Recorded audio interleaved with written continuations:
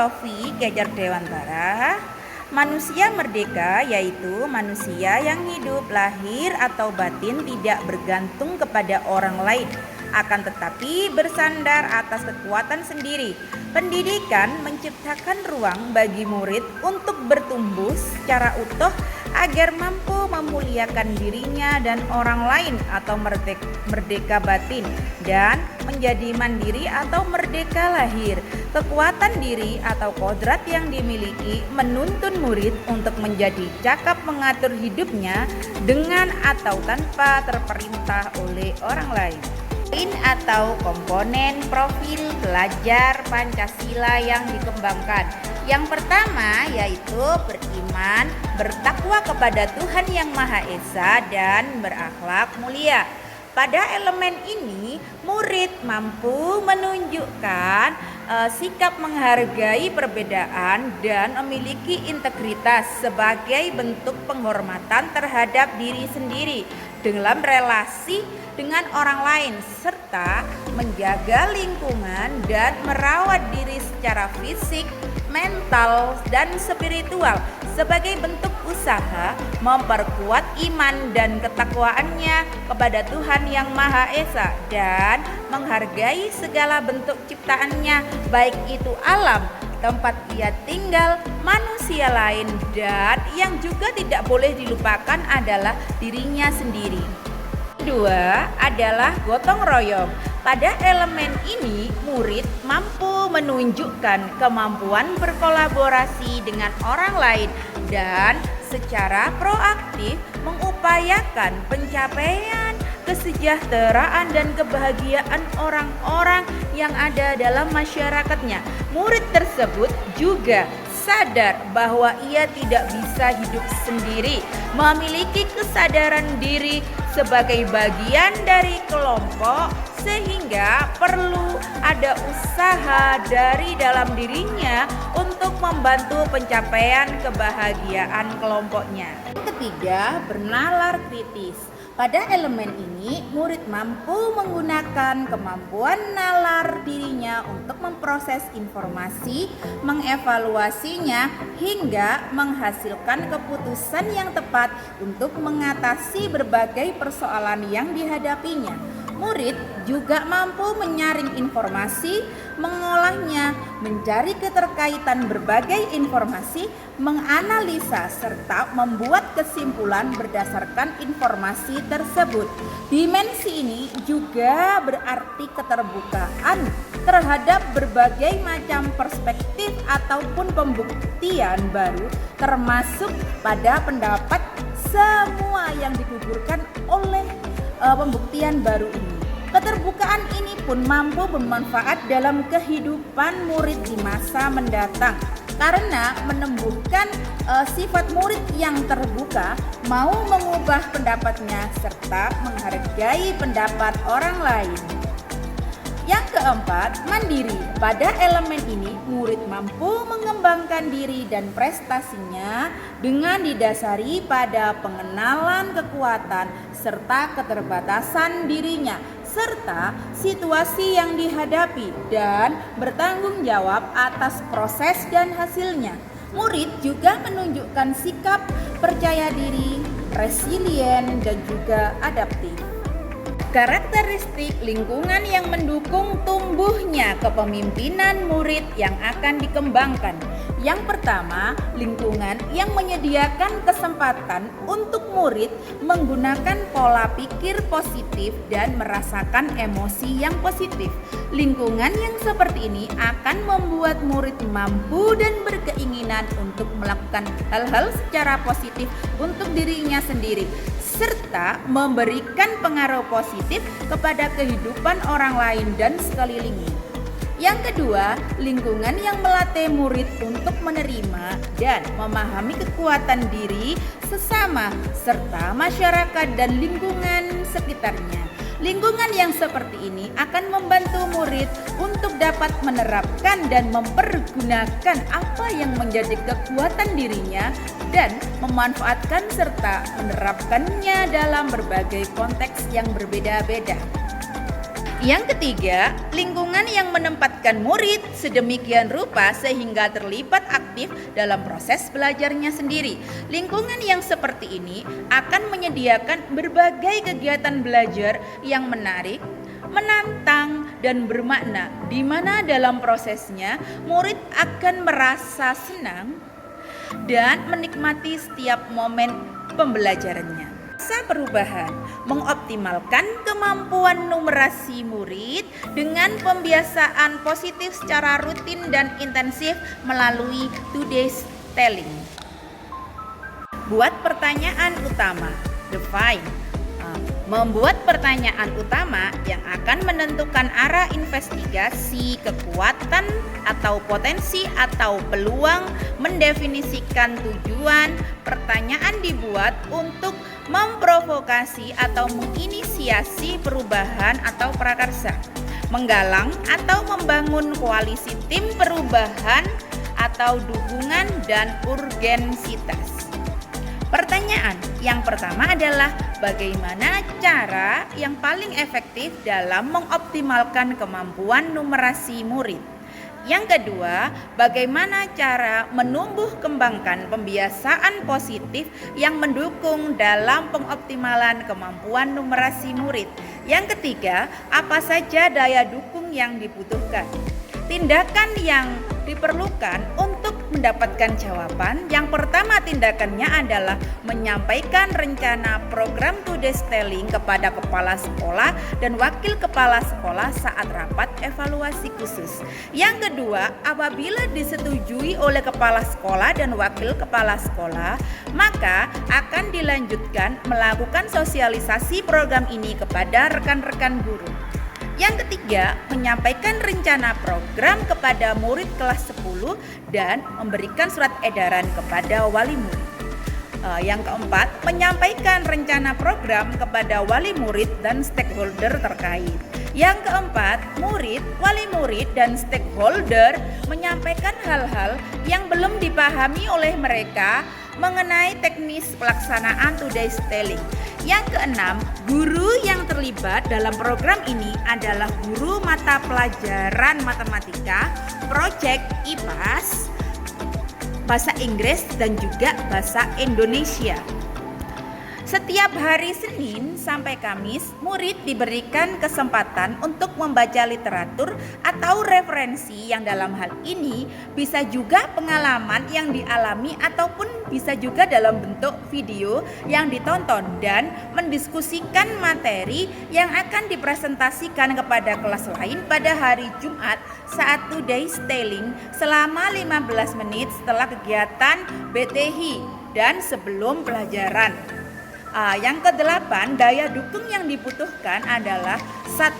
Terlengkapinya literatur atau bacaan yang disediakan sekolah atau juga bisa milik pribadi murid. Yang kedua, murid telah memiliki smartphone dan juga koneksi internetnya. Yang ketiga, kepala sekolah, rekan guru, murid, wali murid, dan juga stakeholder yang mendukung mendukung terlaksananya program today's telling. Rencana untuk melibatkan suara, pilihan, atau kepemilikan murid. Yang pertama, suara, yaitu membangun kepercayaan diri murid agar mereka percaya bahwa setiap pendapat dan gagasan mereka berharga dan juga layak untuk didengar. Yang kedua, melibatkan murid dalam pemberian umpan balik terhadap berbagai program dan kebijakan sekolah, diantaranya mengenai program today's telling. Yang ketiga, memberikan kesempatan murid untuk bertanya, memberikan pendapat, berdiskusi dalam berbagai kesempatan untuk menentukan literatur atau referensi yang ingin digunakan. Yang kedua, pilihan, memberikan kesempatan bagi murid untuk memilih bagaimana mereka mendemonstrasikan, yaitu mendemonstrasikan pemahamannya tentang apa yang telah mereka pelajari kepada kelas lain yang telah ditunjuk saat pelaksanaan today's telling.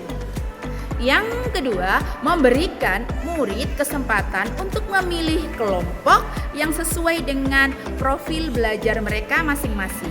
Selanjutnya, memberikan kesempatan pada murid untuk menggali sumber-sumber belajar sesuai dengan minat dan bakat mereka.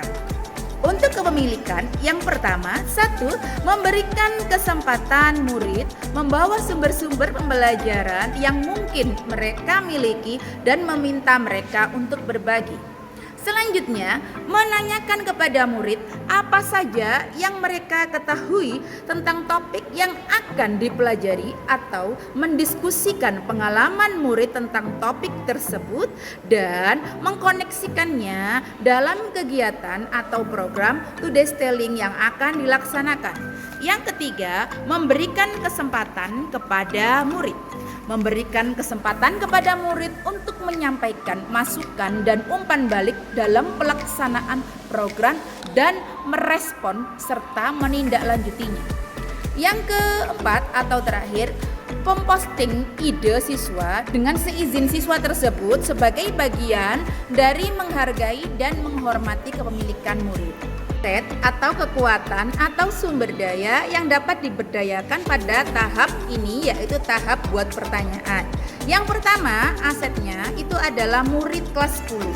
Yang kedua, rekan guru pada mata pelajaran matematika, proyek IPAS, bahasa Indonesia dan juga bahasa Inggris.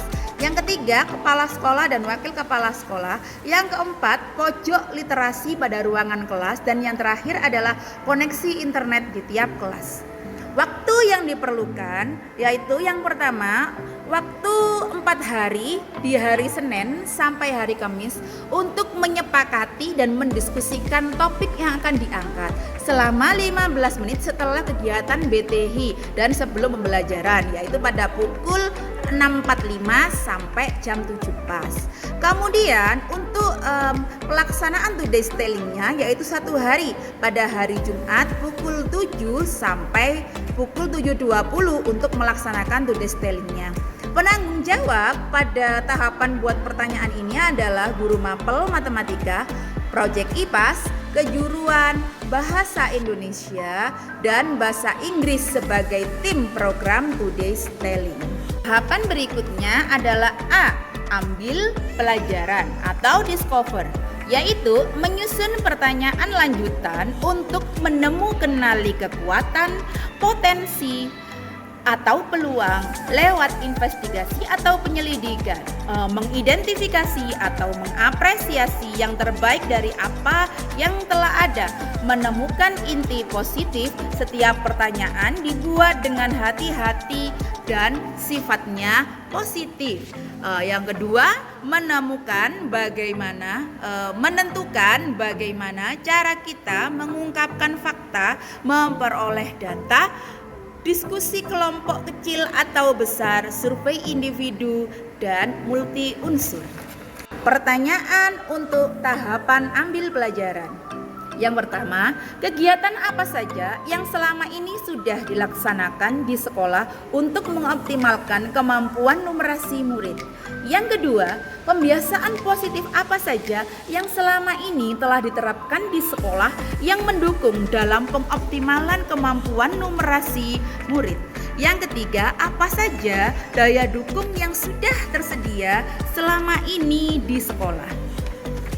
Tindakan yang diperlukan untuk mendapatkan jawaban. Yang pertama, kegiatan yang telah dilakukan adalah dengan pemberian proyek P5 tema gaya hidup berkelanjutan dengan topik hidroponik, di mana murid menganalisa setiap pertumbuhan dari tanamannya serta menyelesaikan setiap tantangan atau kendala yang dihadapi dalam merawat hidroponik tersebut. Selain itu, murid juga mengelola manajemen usaha kelompok dari hasil hidroponiknya. Yang kedua, pembiasaan positif yang selama ini sudah diterapkan yaitu adanya kegiatan BTH baca tulis Quran yang dilakukan sebelum pembelajaran, yaitu pada pukul 06.30 sampai 06.50 dan juga pojok literasi. Pojok literasinya itu 10 menit yaitu pukul 06.50 sampai pukul 7 pas setiap hari Senin hingga Jumat, dengan jadwal BTH-nya setiap kelas itu hanya 1 kali setiap minggunya. Tetapi untuk yang pojok literasinya dilaksanakan setiap hari. Yang ketiga, daya dukung yang sudah tersedia sampai saat ini adalah adanya pojok literasi siswa di mana bukunya tidak lebih dari 10 buku, beberapa milik sekolah dan beberapa milik pribadi dari murid tersebut. Dan juga ada lembaran-lembaran Quran yang digunakan untuk BTI. Yang kedua, kepala sekolah, guru, murid, wali murid, dan stakeholder itu mendukung program atau kegiatan-kegiatan sekolah yang sudah ditentukan. Rencana untuk melibatkan suara, pilihan, atau kepemilikan murid. Yang pertama, suara. Melakukan kegiatan pembelajaran berbasis proyek, mengidentifikasi masalah atau persoalan yang terjadi dalam dunia nyata yang menarik bagi murid dan kemudian memberikan kesempatan kepada mereka untuk bekerja sama dan bertukar pikiran tentang strategi dan solusi untuk permasalahan tersebut. Selanjutnya, membangun budaya saling mendengarkan. Untuk pilihan, memberikan kesempatan kepada murid untuk mempresentasikan hasil kerja atau proyek sesuai dengan gaya, minat, dan bakat mereka. Yang kedua, memberikan kesempatan kepada murid untuk menentukan rencana, jadwal, atau agenda dalam melaksanakan usaha kelompoknya dan mempresentasikan hasil usaha kelompok tersebut. Kepemilikan. 1. Menciptakan lingkungan belajar di mana murid dapat menerapkan tujuan belajar dan kriteria keberhasilan mereka sendiri dan memantau serta menyesuaikan pembelajaran mereka. Yang kedua, memajang hasil proyek murid di mading dan juga kelas. Waktu yang diperlukan: 1. Untuk proyek prelima dilaksanakan tiap minggu sebanyak 1 JP pada setiap mata pelajaran yang terlibat. Untuk BTI dilakukan sebelum pelajaran, yaitu pada pukul 06.30 sampai 06.50. Untuk pojok literasinya dilaksanakan selama 10 menit pada pukul 06.50 sampai 07. Untuk penanggung jawab pada tahap ambil pembelajaran ini, yang pertama untuk proyek P5, penanggung jawabnya adalah guru mata pelajaran yang terlibat dengan proyek P5, yaitu guru matematika, guru proyek IPAS, guru bahasa Inggris, dan juga guru bahasa Indonesia. Untuk BTI, penanggung jawabnya adalah guru BTI dan juga wali kelas. Untuk pojok literasi, penanggung jawabnya adalah wali kelas. Demikian.